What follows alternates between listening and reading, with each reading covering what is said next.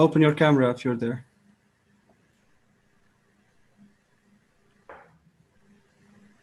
Go. Hello, everyone. Good afternoon, and welcome to this online event that is organized by the Student Services of AUIS and is hosted on the YouTube page of AUIS. My name is Lauren Sirwan, and I'm the Student Services Coordinator at AUIS. I'd like to tell you that if you haven't subscribed to our YouTube channel, please do that now and turn on the notification button so that you don't miss out on these online events. Today, we are joined by three lovely guests. I'd like to thank you for taking the time to be here with us today. Each guest will take turn to introduce themselves, and then we begin with our questions. I would like to begin with Kagbra. Kagbra Ahmed, would you like to introduce yourself, please? Of course. Thank you, Kak Lauren, for this opportunity. Thank you, everyone, for joining us today. My name is Barwa. I live in Suleimani. I used to study at AUIS, the Business Administration, and actually I'm not yet graduated at AUIS. I left AUIS last year. Unfortunately, due to the workload that I had in my life, I could not be able to graduate on time. But still, I'm a learner because I love learning. I love learning new things every day. And it's my pleasure to be with you today. And I'm right now currently working at Baha Group companies. I have 7 years of experience, field experience in marketing and supply chain. I'm currently working as a procurement officer at Baha Group companies. And I founded my own two startups in 2018 and also 20. Fitness, which is a fitness club in Suleimani, and also Fiti, which is a healthy restaurant. And I have been married since 2013. I have a daughter named Ellie. And that's it, I think, about myself. And just let me add this as well, because this is also important. I work as an entrepreneur. I love, to give trainings, workshops about entrepreneurship and leadership. I'm one of the official trainers of the JMT, the John Maxwell team in the States about leadership.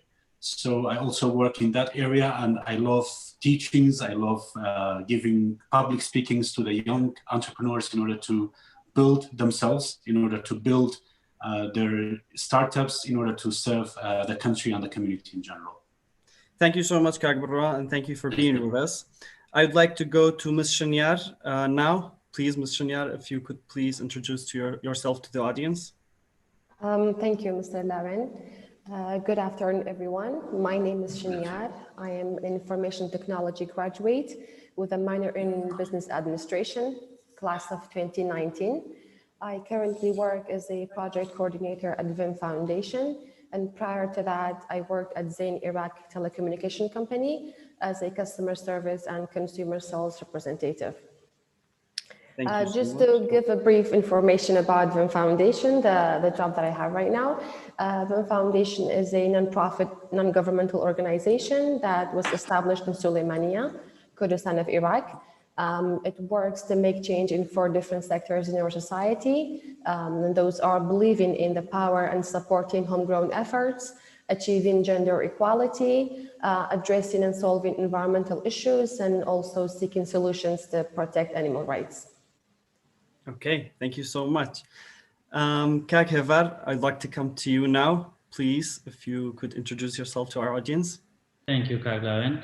Good afternoon, everyone. My name is Hevar, MBA graduate and Bachelor in Information Technology, both at AUIS. Currently, I'm a co-founder and CEO of Mace Advertising, and also founder of Business in Kurdistan, which is a research-based platform for business analysis in Kurdistan. Thank you. Thank you, Kagevar. Kagbra, I'd like to begin with you with our questions. I know you've worked in many different sectors in Kurdistan and in Suleimani especially, but my question is generally for Kurdistan and Iraq as well. What do you think the how should I say that? What are some industries that you think are currently offering the best opportunities for fresh graduates? Levin, regarding your question, in my opinion, I think Iraq is somehow economically and socially, and in terms of jobs, we are somehow behind of the other countries if you compare ourselves, of course. And I always say that it's a great country for entrepreneurs because it has lots of gaps in every industry. If you look at the healthcare, look at the technology, look at the education, wherever you find an industry, you find huge gaps. So I think there are lots of gaps in each industry, and it's up to us. That's why I'm always, focusing on the personal development things, not more into the governmental things or related to the economy, because the economy, after all, is ourselves. The economy is our ideas, our startups, our businesses. So we have to start from ourselves. And I think I can see opportunity in every industry, especially for now, for young people, especially those who are studying at IUIS, who are watching us right now. Whatever they think is suitable and according to their purpose in life, I think it's a great opportunity to invest their time, energy, and abilities in. And Iraq, fortunately, I think this is a fortunate thing. Of course, people are, seeing the negative side of it. They're always seeing that and saying that, unfortunately, we live in Iraq. That's why we never grow. Because we have lots of gaps, we are not supported by our families or our, government. But I think I see it as an opportunity. I see it, of course, it's difficult. Of course, it's not easy. But I think if you are ready to invest in yourself, I think everything forward will be easier if you are ready to invest in your capabilities, in your talent. So for now, it's very hard to choose, let's say, if I say education, for example, is the best industries. I don't, think like that. I think food industry is one of the fastest growing industries, according to my own researches. I know in the Middle East in general, and in Iraq especially the fast food industries in the future. Mm-hmm. And healthcare industry is another fast growing industry for youth in order to work in it, electronics again, and technologies. These are the fields that I think worth investing the time of youth and also their energies in general, of course. Thank you so much for such a brief description. I think I agree with you. I mean, there are a lot of gaps, and it just takes that click for you to begin and to step on your own foot and then start. I'd like to follow up with a question to Kaghevar after this. Kaghevar, how realistic is it to start a business right after graduation? What are the odds against you? How difficult is it? How easy it is to start? And is it realistic? Because some people might think that is not completely realistic to immediately begin after graduation. They wait, gain some experience. What do you think about this situation or topic? Yeah, to be honest, it takes time. And it is possible to do that. But in my experience, it took me like 6 to 1 year. And after that, I started my own business. I started right after graduation. I worked on my business, but I haven't opened the door to the public and also the customers. But it is possible if you have the idea or if you are working on it before graduation. And to start any business, as I said, you must have enough experience in the field or be able to have the creative ideas about this, for example, this topic that you want to develop. And also for during this economic and also the political upheaval that we are facing right now, I think it is a great opportunity for us to establish any business right now, because the market is like somehow a little bit down, but I see it as an opportunity for us. Thank you very much, Kaghevar. Shunyar, a lot of students and generally a lot of people, mainly students, are very scared for after graduation. They think that sitting at home for 1 month, not having a job is the most difficult things, probably like the end of the world for you. So do you mind sharing that experience with us? What was it like when you graduated, when you were a fresh graduate? How difficult was it to get out there and look for jobs and be accepted at jobs and settle in? Please. Of course, my experience as a fresh graduate was somehow positive, if I must say. Of course, like many others, I also felt lost when I was about to graduate, afraid of not finding a job, like a good job or any job at all because of the economic crisis that we are facing currently and at the time of my graduation as well. It's more difficult to find a job these days compared to the previous years. So of course, I also had these feelings. Most importantly, you don't know what to do next because as a fresh graduate, you have your degree, you have your knowledge and the skills that you have gained through your academic journey. But the real question is, where do you go from there? How do you best put these into practice? And in my case, I immediately after graduation, I found a job at Zain Iraq Telecommunication Company. I intentionally didn't say I was lucky enough to find a job because I don't believe it was luck. It was my many years of working on myself and the many efforts and time I spent into building my character, into acquiring the skills that I need for post-graduation life. So you need to prepare yourself. You need to start early. You don't necessarily need to wait for a piece of paper to tell you that it's time for you to start working. In my case, in my senior year, I was a student employee at the UIS. I was a librarian at the library, and it was a big help for me. I started even before graduation. It helped me to be responsible, to take responsibilities, to work as a team, because no matter what the job is, some might say it's not that big, but no matter what the job is, there come responsibilities with it. So I think it's a good thing to start early. You need to work on yourself, you need to improve yourself in order to be ready to face what comes after graduation. What do you think, or what is one tip that you would give to fresh graduates? Like this, just one tip. The one tip is that you need to, it's okay to feel lost, of course. It's okay not to know what to do, where to go from there. But you need to put effort, and you can't just wait and wait for somebody to hire you. You need to decide what you want to do, what career you want to take on, what path it suits you best. And I know it seems difficult, but once you really start, once you make the effort, it will all come together as pieces of a puzzle. So my advice is don't just wait for someone to hire you, for an opportunity to show itself. You need to go out and seek it yourself. I couldn't agree more. Kag Barwa, we talked about some of the industries that might have an opportunity for fresh graduates or anyone for that matter.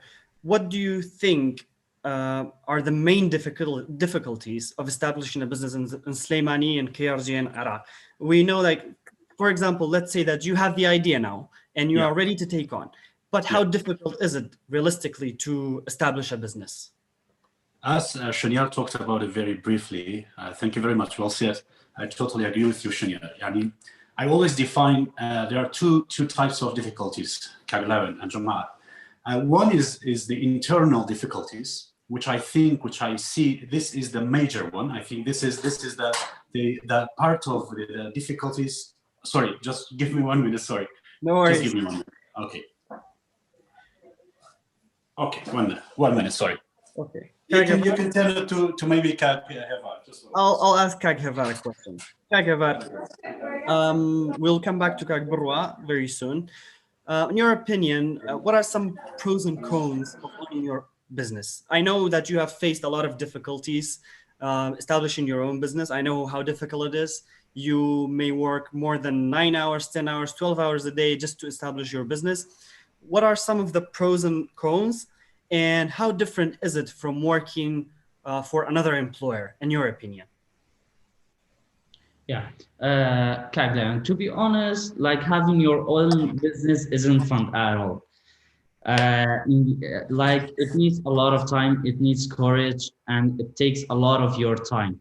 But in the meantime, having your own business is like having your, like growing your child. You are always taking care of it.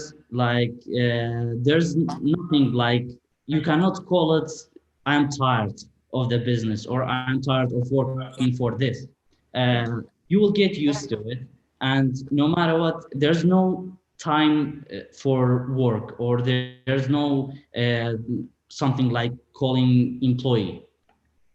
uh, like these are the pros and the cons. And for, to be honest, like working for other companies in the meantime, it is kind of fun, but we can say that everyone is made for something. We cannot, not all of us can be an employee, or not all of us can create a company or having their own businesses. Mm-hmm. So I think it's very important to accept that at the beginning of your path, to look for areas where you can excel, and accept that it's in your personality to be a good employee, or maybe it's in your personality to become a businessman or businesswoman or a business owner. So I think that's a very good, very important point. Thank you very much, Kak Hevar. I would like to go back to Kak Barwa. Kak Barwa, the question was, what are the main difficulties of establishing a business in Slimani, KRG, and Iraq? So sorry for what happened. Actually, the HR director just came in. I could not resist it. Sorry. Kat, I was about to say that we have two types of difficulties. One is major, which I call the internal barriers within our inner world. And the other one, which is the minor one, is the external barriers regarding the economy, the government, the situation in general in the country, your families, your friends. So I always advise young entrepreneurs and those who are in the university just to invest in themselves. This is very, very important, to invest. Don't just, start up something and want to have it.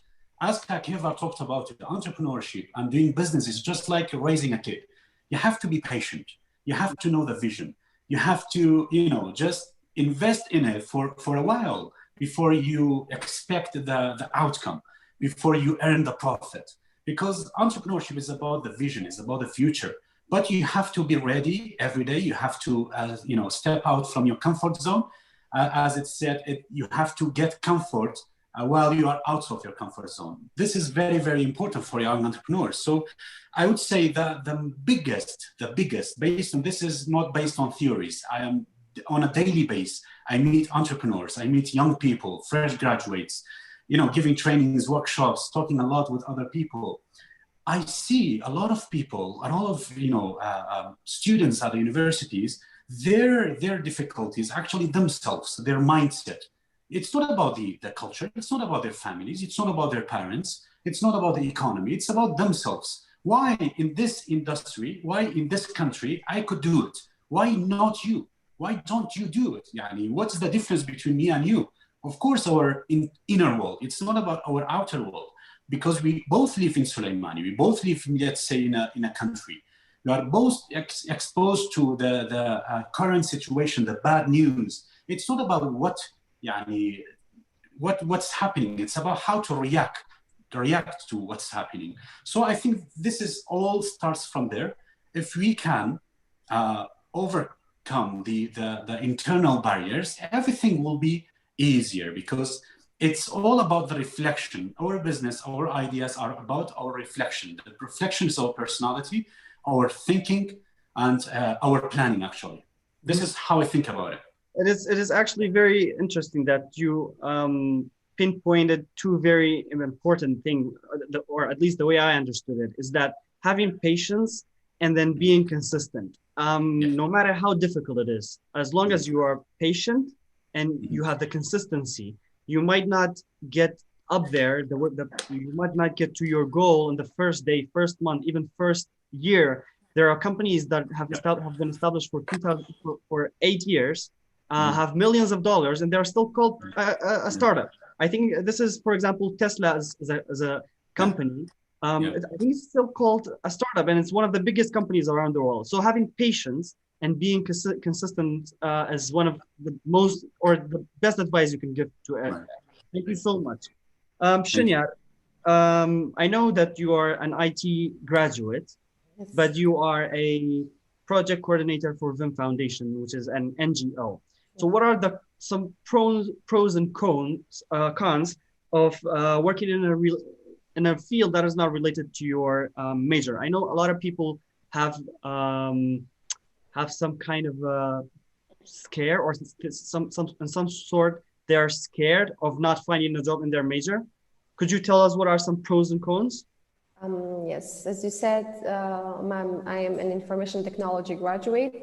Although I liked my major and I always tried to excel in it, but IT was never my passion, to be honest.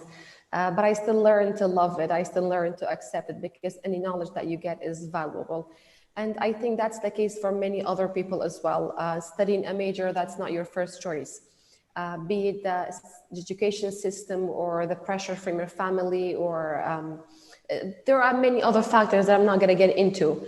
But I still studied IT, and I actually managed to graduate in 3 years instead of 4 or 5 or 6 for some students. So I still tried my best. And to answer the question, none of the jobs that I've had so far were IT jobs or even IT related.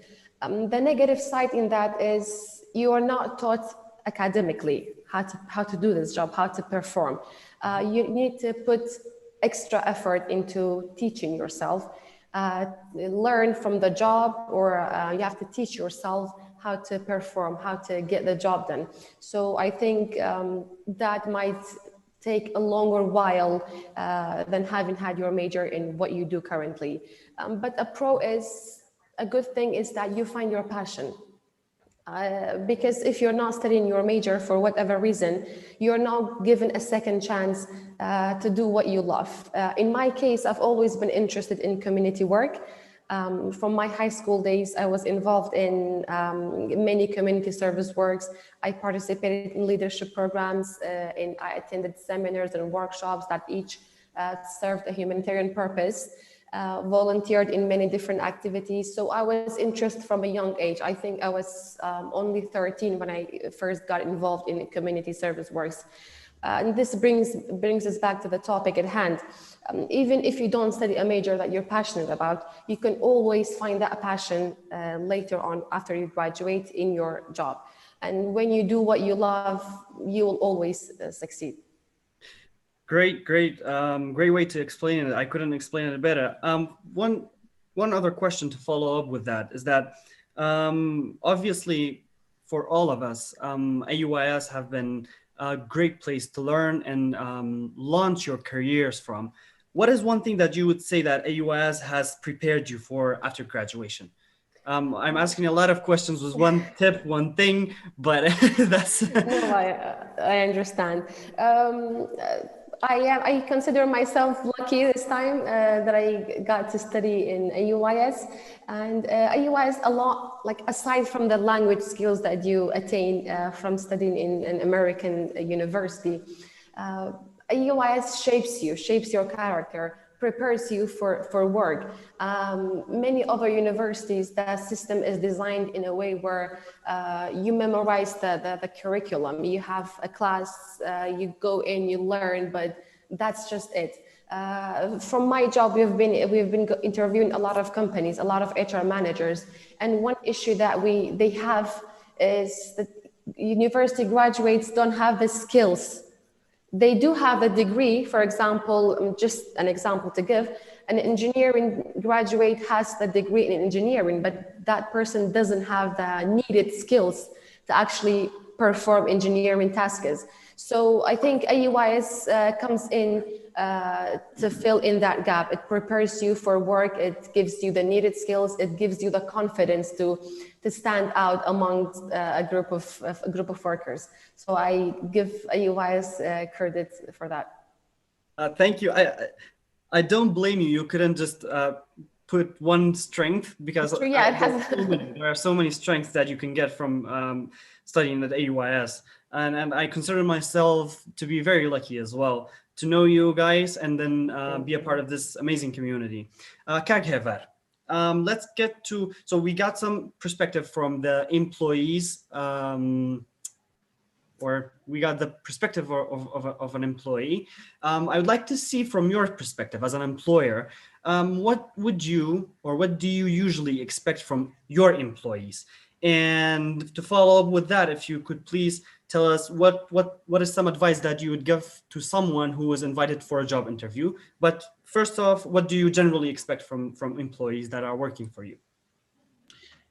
For my employees, I always encourage them to work as a team, which is the main subject. And after that, be able to manage their time properly and be able to schedule all of their work daily without affecting others.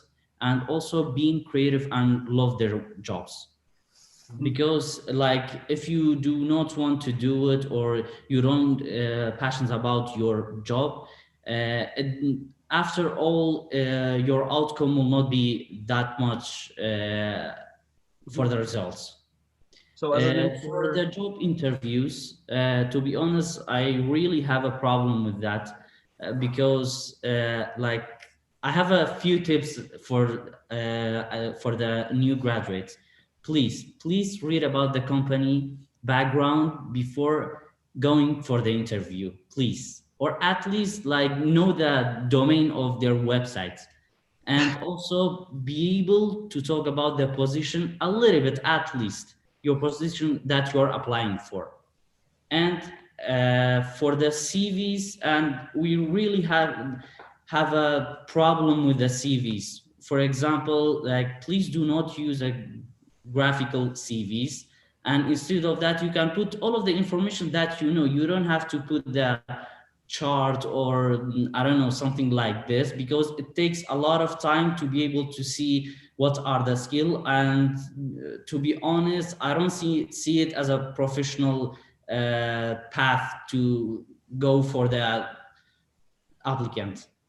Absolutely. We have every Wednesday, we have a workshop for our students, which we talk about how to conduct interviews, how to write their CVs or resumes, and or cover letters. And we also have a career guide for anyone who is interested. They can email at student.services@auis.edu.krd to ask for the career guide. And it specifically says that to keep your resumes clean, as short as possible, as brief as possible, and then do your research before you get to the interview. So you just pinpointed it, or just nailed it on the head. Thank you, Kak Hebar. Kak Bro, I'd like to come back to you. I know that fitness is a place that has a reputation of being very well organized, very clean, and overall a place that you can see, or it is noticeable that there is a culture in there. I'd like to ask, how important is it for employees or business owners to respect workplace culture? This could be directed as someone who works there as well, and general conduct. So workplace culture and general conduct. And why is it important for employers to maintain a healthy culture in their businesses? Thank you for asking this important question, Caroline. Regarding the culture, as I always say, culture is everything. Everything, the brand starts from the culture. Marketing starts from the culture. And the culture is not something you just build it in a day.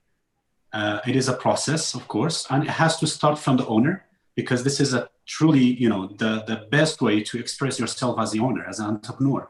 How do you want to design your place? How do you want to, your place looks like? This is very important, because there is a quote, it said, people don't leave company, they leave people.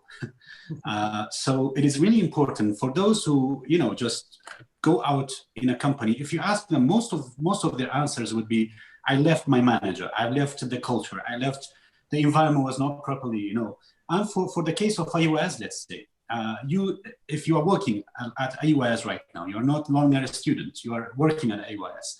Shanyar was used to work as a librarian. So if I had asked you, why would you work at IUS? Of course, one of the best answers you would give is the culture. is the place, the management, the environment. It's fun. Everyone enjoys. It's passionate. It's my passion. I can find respect. I think this is the most important thing, especially for a service industry. For example, in my case, which is fitness club, and this is very important because on a daily basis you meet your clients, and you have to be very flexible. You have to be very, always smile, energetic, because this is a case of sport. You have to be energetic. You have to respect them because our culture is it is really important because since we are taught by our families or our religion at least, which is the majority of our people, is to love people, to respect them, to treat them very well. And most of the brands in the world, if you are looking at their history, why they are succeeding, because they value people before the products. This is very important. You have to value your people, your staff, because they are your first customers in order to create that culture.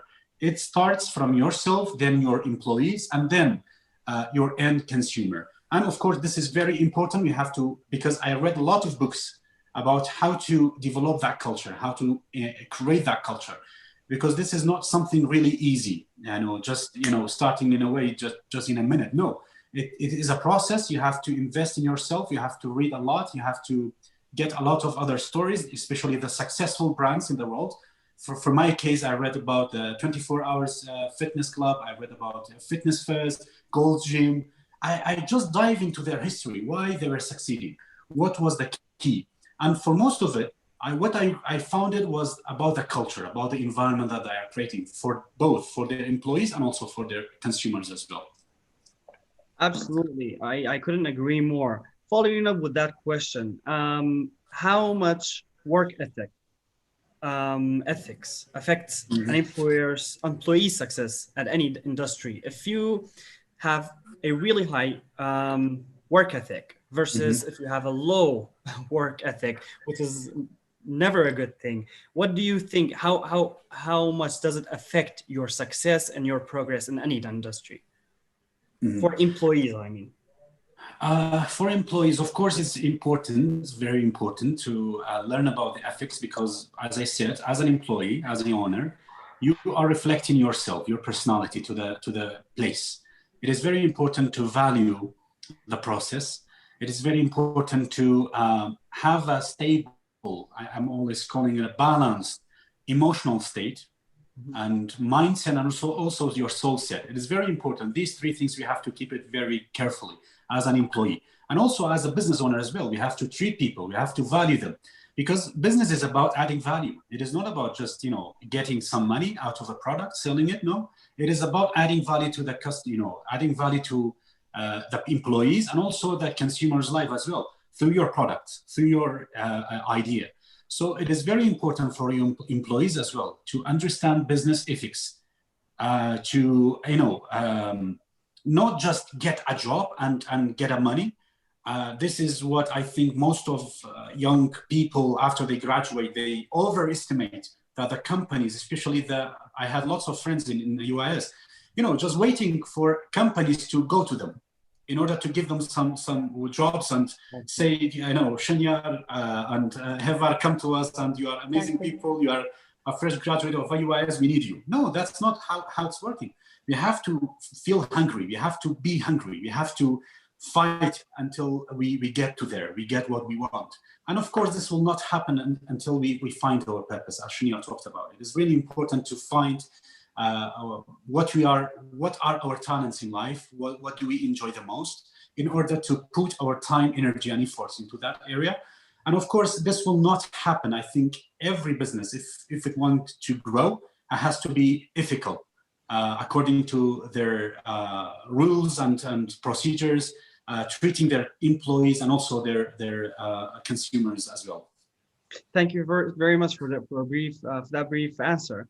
Shanyar, I would like to get a bit more specific and get into being an actual employee. As a project coordinator for WIM Foundation, how important do you think is time management is for your project? projects? What are some difficulties you may face on daily basis, or at least per project? But in general, how important time management is it for you as a project coordinator? Well, it cannot be denied that time management is important for any project or any job that you are doing. As for my job, because of the nature of the job, the importance of time management cannot be more emphasized. Because within a project, we have multiple tasks, and efficient task management requires making effective use of that time. Because we work on multiple projects at once, we plan and organize the time that is spent on each activity, on each task within the project. Because that way we can achieve an improved productivity and effectiveness. If you don't do that, poor time allocation, let's say, can lead to ineffective decision making. It can lead to increased and unnecessary stress. So you save yourself from that stress, from the anxiety of not knowing what to do, what comes next. Maybe you should have done something. You're at the end of the project and you just remember now that you should have done this task weeks before. So time management is really important. You need to organize the tasks. You need to divide the job. You can't, of course, everything is, the productivity increases when it's a team that works on one project. So you have to divide the tasks on the team members. And I have the best team here. Luckily, I work with the best and the most productive team at Vim Foundation. So the time that we spend on each project, on each task, is divided between us, and each person knows what their duty is and what their responsibilities are, so that collectively we make something productive and useful. Absolutely. I'd like to ask this question to both Kak Hevar and Kak Barwa. We talked about time management as an employee when you work for someone and you have deadlines. Kak Barwa, I'll come first to you, and then I'll let Kak Hevar also answer the same question. Kak Barwa, I once heard in one TED video, it was a very remarkable statement about procrastination, saying that the most difficult time management difficult time management is when you have deadlines, but the more difficult ones is that when you don't have deadlines. You just delay it and delayed and delayed, and then after 6 months you don't even know, because no one tells you that you have a deadline. For you as a business owner, how do you manage that, and what are some ways that you can improve yourself to be aware of your deadlines? Actually, for me, time management is more about priority management. You use time. Time is a tool. It's not something to my own, of course. I'm not against what Shinya talked about. Of course, time management is very important. One of the characteristics of a successful business owner or an employee or any human being in anywhere, any place. It is really important because time is tool. We have to use it very carefully, and we use that tool in important things. As I always said, you don't do your shoulds, you do your musts, and the must have deadlines as well. You can't do something that has no deadlines and no priority to you. This is how I manage my priority. Every day, my to-do list is the things that I started, as Brian Tracy talks about in Eat That Frog book. Eat the most important thing, the most important or urgent thing in your day early, the beginning. Start with that question. Start with that task, because this is very important. You have to be very careful of how you prioritize your tasks, because some tasks you can delegate to other people. You don't, as a business owner, you don't have time to do everything by your own.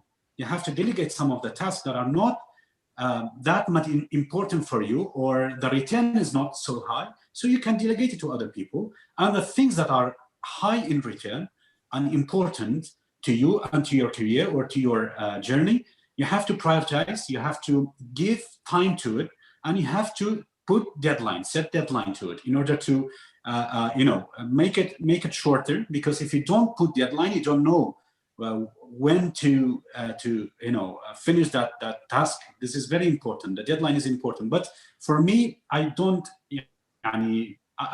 remember that time when I manage my time. I manage my priorities, and based on the priorities, I divide my time on the priorities list.